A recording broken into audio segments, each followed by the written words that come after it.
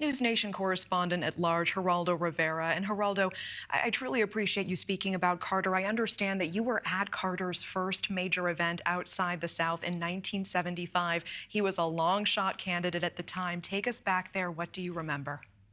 Well, a fellow named Phil Walden, who was starting a real craze in popular music, Southern rock, was representing a group called the Allman Brothers, a wonderful, wonderful group. Greg Allman later became a real friend of mine. I introduced them.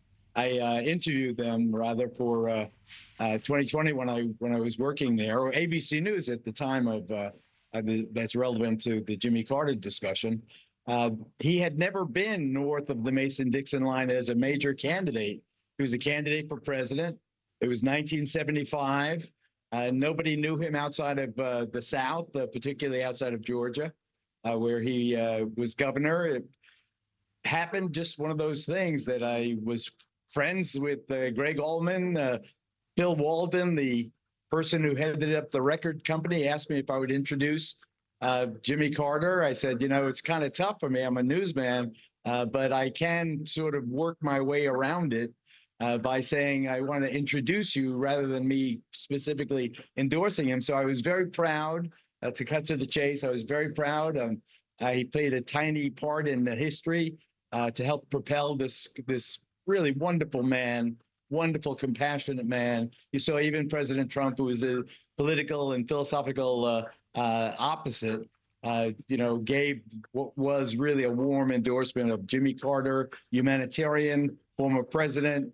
And, the fact that I introduced him north of the Mason-Dixon line is a tiny bit of history that I am very honored by, Natasha. Yeah, you call him a wonderful and compassionate man. I want to talk more about his legacy in a moment. What impression did you walk away with about Carter, and did you think he could win? Well, I won't say it. It's easy to be retrospectively wise. To try to put myself in the moment, I did not think particularly that he had a strong chance, but I thought that he was the candidate that I wanted to support.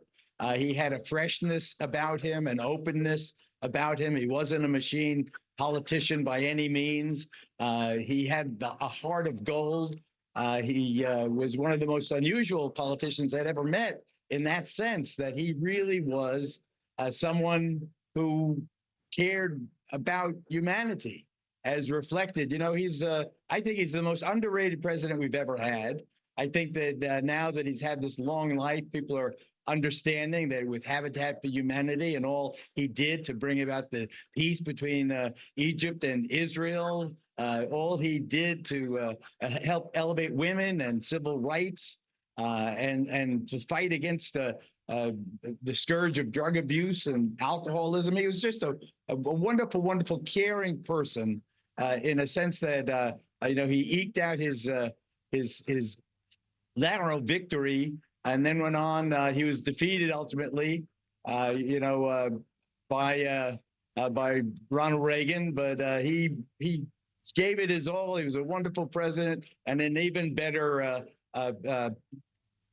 in his post-presidential life. I think that history will come to regard him really, truly as one of the best we've had. The best, even though that was certainly not the case in terms of the estimation people had of him during his presidency, particularly, and right after it. But look what he did. He brought together Egypt and Israel, a fantastic thing. Habitat for Humanity, what he did there, and how many people did he and the First Lady Rosalind Carter house? How many did they feed? It's just an extraordinary, extraordinary person. I am honored to have known him. I was honored that he invited me to his very first White House state dinner. I was so, I was kind of almost a New York hillbilly at the time. I was very honored by that, honored to know him. And we've known about his critical health situation for many, many months. But we're all praying for him, and we know that if there's a heaven, Jimmy Carter has a front row seat. Yeah. Thanks for watching. Go to joinnn.com to find News Nation on your screen. And don't forget to click the red subscribe button below to get more of News Nation's fact-driven, unbiased coverage.